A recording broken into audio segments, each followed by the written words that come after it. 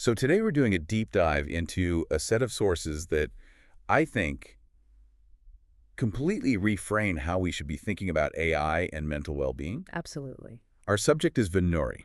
And if you're tracking this space, you might immediately think, okay, another AI companion, another chatbot. Right. But the sources we're looking at today make it really, really clear that Venuri is something fundamentally different. It absolutely is. Academically, it's defined as a digitally mediated psychosocial support system. They call it an infrastructure. An infrastructure, so not just a tool you talk to. Exactly. It's a coordinated system, and its whole goal is to achieve what they call psychosocial continuity. Okay, that's a big term. What does that mean for you, the listener? It just means its core purpose is to fight back against chronic loneliness, reduce that feeling of cognitive burden, and sort of heal the emotional fragmentation that's become a feature of modern life. And that immediately raises the stakes. We've got papers on all its components: Yeah. talk, safe, connect, circles, pathways, and this core intelligence layer continuum. So our mission today is to help you understand not just what these things are, but how this whole system is designed to structurally overcome the ethical and architectural flaws that we saw in first-gen AI companions. Exactly. We're looking at a solution that was designed from the ground up for scale and for responsibility. It's about taking what we know works and building a sustainable ethical system around it. And to get there, we have to start with the urgency of the problem itself. The sources are so clear that loneliness isn't just a personal feeling, it's structural. It's chronic, it's widespread. The U.S. Surgeon General, the UK, Japan, they've all called it a health pandemic, a critical national issue. The comparison they make is just, it's staggering that the impact of chronic loneliness is like smoking 15 cigarettes a day. That's the level of urgency. And this is where the foundational empirical evidence from that DeFreitas et al. Working paper really comes in. It's the starting point for all of this. Because it proved, with causal evidence, that AI companions can and do alleviate loneliness. Right. Causal. That's the gold standard. Their study 3 found that the reduction in loneliness from talking to an AI was statistically, on par with interacting with a real human. On par with a human. Mhm. And way more effective than what most of us actually do when we feel lonely, like scrolling YouTube or just trying to distract ourselves. And here's the fascinating part, the part about what they call effective forecasting. Basically, people consistently underestimate how much better an AI companion will make them feel. So you don't think it's going to work, which means you're less likely to even try it. Exactly. It's a huge barrier to adoption, especially for the people who need it the most. And it's not just a quick fix, right? The effect lasts. Right. The longitudinal data from their study 4 showed the reduction in loneliness was persistent over a full week, so that initial engagement really sticks. But the real kicker, the insight that I think Venuri's entire design is built on, came out of study 5. The mechanism. This is it. This is the moment to really pause. The reason it works isn't about the tech. It's primarily mediated by the user's perception of feeling heard. Feeling heard.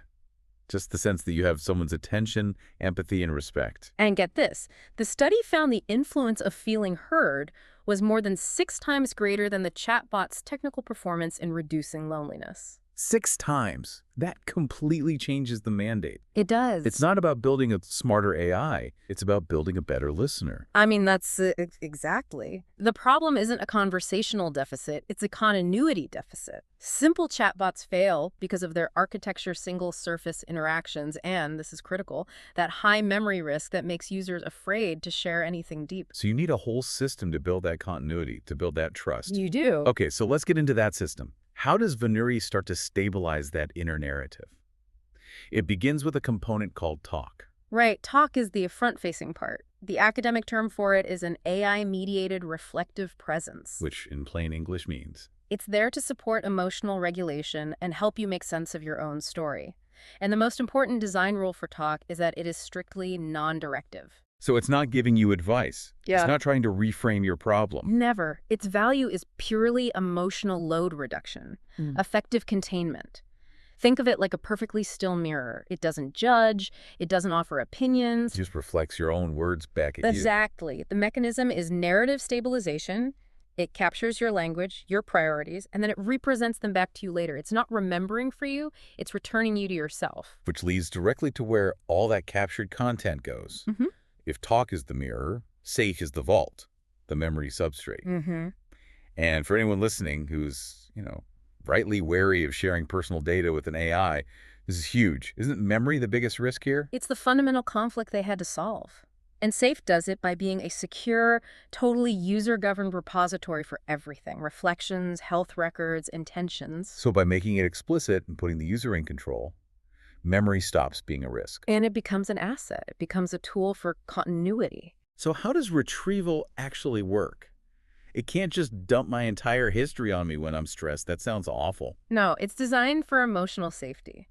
It's context-aware, and it prioritizes what they call readiness over immediacy. Readiness over immediacy. So it gives you what you're ready for, not just what's recent. Exactly, and it does it in your own language. So if you're going through a high-stress period, a health issue, SAFE externalizes that memory burden. It helps you remember your own coping strategies or preferences when you're too overwhelmed to do it yourself. That makes so much sense. Yeah. It's an active tool for right now, not just a dusty archive of the past. That's it. It's the infrastructure that lets you say, show me how I navigated this feeling 6 months ago without having to scroll through endless chat logs. Okay, so talk and safe handle the internal world. But a huge part of loneliness is about our relationships with others.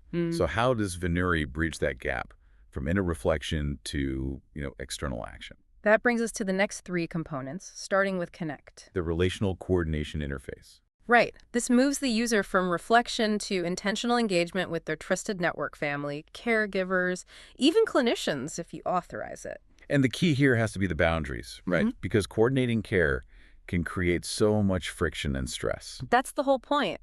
The mechanism is intentional relational access. You, the user, define who sees what.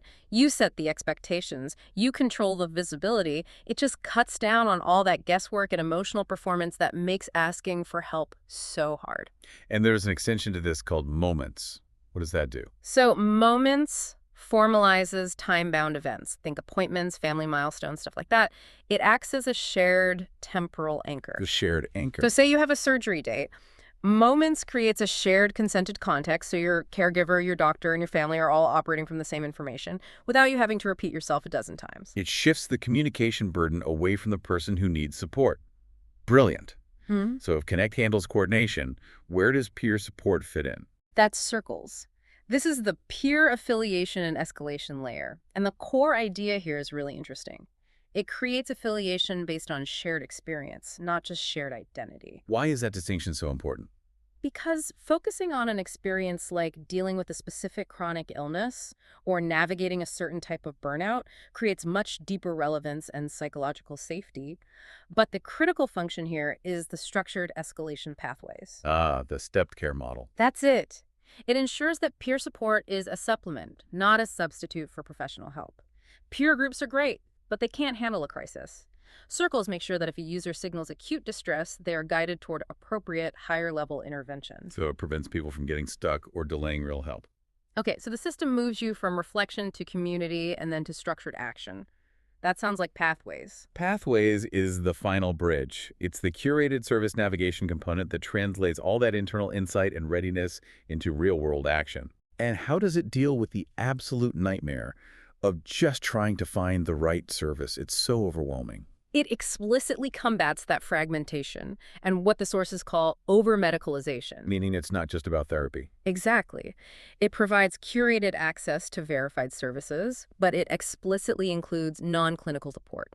Social activities, physical health resources, practical life support. It recognizes that well-being comes from all of these interconnected areas. And it fights decision fatigue. Absolutely. It uses choice architecture to give you limited, meaningful choice sets. You get discovery without the overload. We've covered the entire operational side of things, but none of it works without trust. And that brings us to the intelligence layer that underpins the whole thing while protecting privacy. Let's talk about Continuum. Right. Continuum is the distributed well-being intelligence system, and it is so critical to understand this one point. It analyzes patterns, not people. It translates aggregated, consented interaction patterns from millions of users into longitudinal insight about well-being. Okay, so how does that insight flow? The sources talk about different levels. Think of it like zooming out on a map. Level 1 is individual. You, the user, benefit first by seeing your own long-term patterns. Level 2 is community, where the system identifies common stressors within the circle's peer groups to keep them healthy. And then it scales up from there. Dramatically. Level 3 is institutions. health systems, large employers. The aggregated data gives them early warning signals about things like widespread burnout, which lets them make preventative interventions. So an employer isn't just reacting to an annual HR survey. They're seeing real-time aggregated stress trends and can adjust policy. Precisely. That is incredibly powerful. What's the next level up? Level 4 is society.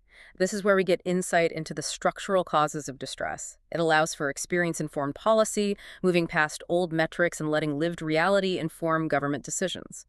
And level 5 is global, for cross-cultural learning. This insight layer is obviously essential, but it carries this massive ethical weight. How does Continuum avoid becoming a surveillance engine? The sources outline 3 core principles, and they call it the reciprocal intelligence model. It's really the ethical spine. First, consent precedes aggregation. Your data only flows upward if you explicitly opt in. Okay, that's number 1. Number 2, abstraction increases with scale. The higher up the analysis goes, the less granular the data becomes. It's privacy by design, engineered right into the system. And the third principle ties it all back to the user. Yes, insight returns value downward. Individuals and communities have to benefit from the intelligence before institutions do. This ensures the system is reciprocal, where users gain from the collective knowledge, not extractive, where their data is just taken. It's a philosophically sound design. When you put it all back together, you see this convergence of a commercial need addressing loneliness and a moral imperative for dignity-preserving support. And it's all grounded in treating trust as infrastructure.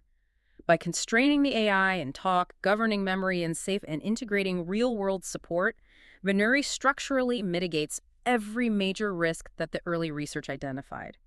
It's an engineered solution to a systemic human problem. It really shows that systems designed with, restraint and human dignity at their core can actually become powerful, sustainable infrastructure. It's a complete reimagining of what supportive technology can even be. And that leads us to our final thought for you to carry forward. We learned that the key to reducing loneliness isn't technical genius.